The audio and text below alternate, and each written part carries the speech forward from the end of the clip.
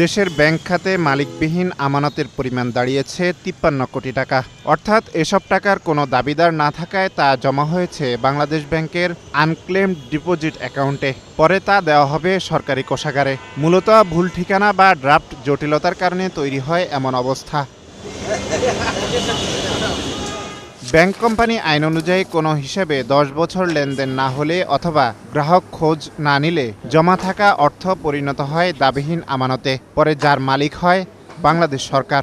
Bangladesh bank বলছে, সরকারি বেসরকারি বিভিন্ন ব্যাংকে এসব হিসাবে জমা রয়েছে ১০০ টাকা থেকে শুরু করে লাখ টাকা পর্যন্ত। অনেক ক্ষেত্রেই এমনগুলো খুব ছোট ছোট হতে পারে যে আসলে সত্যিকার অর্থে অনেকে চিন্তা করেন যে এই অ্যাকাউন্ট থেকে ওই টাকাটা উদ্ধারের জন্য যে পরিমাণ পরিশ্রম হবে সেই পরিশ্রম দিয়ে আসলে ওইটাকে হয়তো রিকভার করার প্রয়োজন নাই।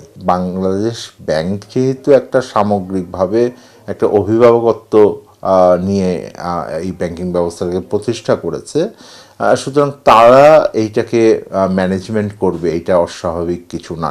অদাবিকৃত আমানতের সবচেয়ে বেশি অর্থ রয়েছে বিদেশি সিটিব্যাংক এর কাছে, প্রায় ১৫ কোটি টাকা। এরপর রয়েছে ব্র্যাক ব্যাংক, এইচএসবিসি, ইস্টার্ন ও সিটি ব্যাংকের। আর ব্র্যাক ব্যাংকের কাছে রয়েছে $৮৭,০০০ বেশি অদাবিকৃত বৈদেশিক মুদ্রা। সব মিলিয়ে ব্যাংকগুলোর কাছে বিদেশি মুদ্রা রয়েছে $৩.৫ লাখ মতো। ব্যাংকাররা বলছেন, গ্রাহক মারা গেলে, নিখোঁজ হলে কিংবা বিদেশে চলে গেলে অনেক সময় হিসাবের টাকা তোলা হয় না। এছাড়া ভুল ঠিকানা, অনিষ্পন্ন বিল, পে অর্ডার বা ড্রাফট জটিলতার কারণেও পড়ে থাকে এসব অর্থ।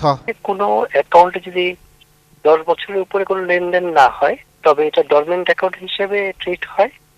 তারপর ওই ব্যালেন্সটা বাংলাদেশ ব্যাংকের কাছে দিয়ে দেয়, সরকারি অ্যাকাউন্টে জমা হয়।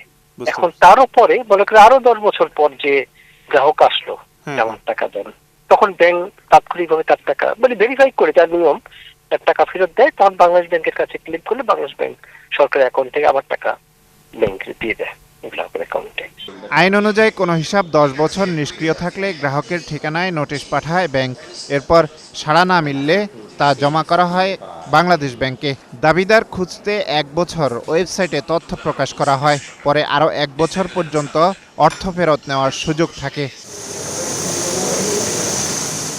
আব্দুল জাহের আনাস, ৭১, ঢাকা।